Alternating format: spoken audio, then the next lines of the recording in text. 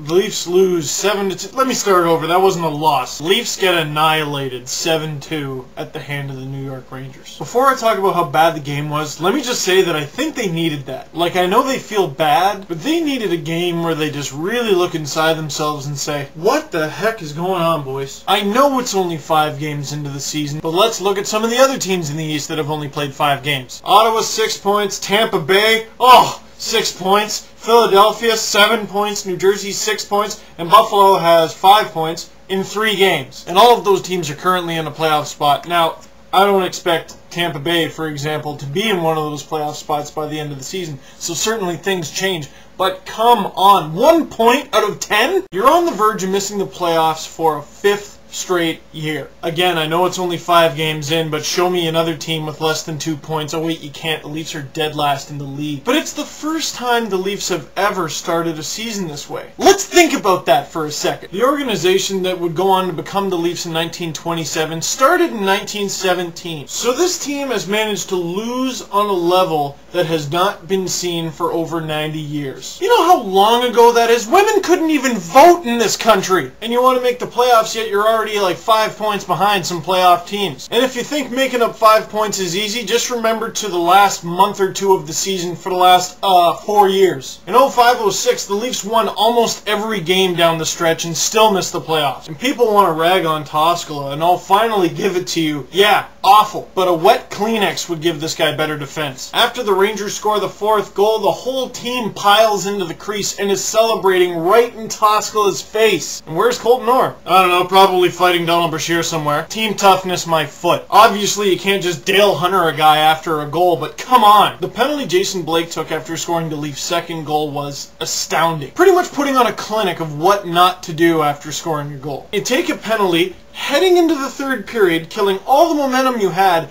and getting rid of your team's power play. And people are always saying, bench Jason Blake, bench Jason Blake. And I normally disagree with those people. But if you want to shake up the team, maybe it's time. Mikhail Grabovski always has the puck. That's great, right? -3 yesterday. Can't win faceoffs to save his life. He was 50% in that department yesterday, which is awesome for him. Nikolai Kulemin. Tons of chances, never converts, too easy to knock off the puck. And people are always talking about how much Stempniak and Mayers stink. Can you give me a link to the game you're watching? Because I'd like to see it. Against a goalie that wasn't Lundqvist, Stempniak might have had 2 goals yesterday. Victor Stalberg has been cleared to play. Yuri Tlusty has 3 goals, 4 points, and a shootout goal in 3 games. Now, why Kulemin is on this team instead of Yuri Tlusty must be a contract fit. Grabovski can't win any faceoffs, and he's clearly no good defensively. Let's try Tyler Bozak. And the problem with the plan I just gave you is I sent like $5 million down to the Marlies. So what do? Prediction? Joey McDonald gets the start in net today against the Avalanche, and the Leafs will win. Or at least they better, because then fans can really hit the panic button. And here's why. Looking at my calendar, they play today against the Avalanche, then they don't play again until Saturday against the Rangers,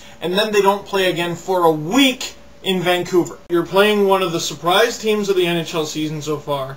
A team that killed you 7-2, then waiting a week and going into one of the most hostile markets in the NHL. Which one of those games seems winnable? And I can rant and rave all I want. I can say, next time Beauchemin pinches when he shouldn't have, you should bench him. Next time Komisarek takes a stupid penalty, you should bench him. Kulemin, Blake, and Grabovski, bench him, bench him, bench him. Doesn't work that way. So let me, for a second, I don't know how I'm going to do this, be positive. Joey McDonald. You were signed as the 3rd string goalie, and all of a sudden, it's you who can win the Leafs' first game of the season. What are you going to do with this opportunity? You played on the Islanders last year. Surely not having a defense in front of you isn't new. Victor Stalberg's been cleared to play. Victor, this team can't seem to score, and when they do, it's lucky. What are you going to do? Let's pretend Tlusty gets called up. You're a goal-scoring machine in the AHL, but you haven't been able to do it in the NHL yet. Can you prove your critics wrong? Hansen or Bozak get called up. Management has called you guys part of the future, and the future is supposed to contain winning.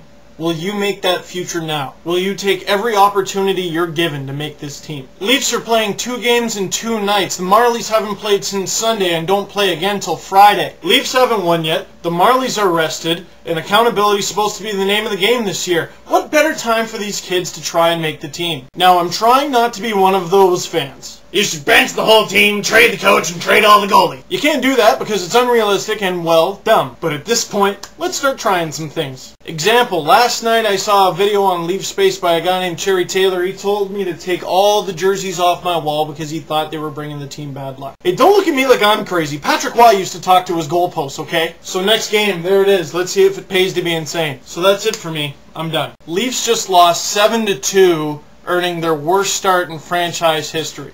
I know you have things to say. Let me see your video responses. I'm going to post cherityler's latest 2 videos because his opinion's a little different from mine and I think it's good to see that. But that's the end of my video. And one last little tidbit. The Leafs always seem to overperform in March when everyone thinks they stink. Well, it's October and you stink.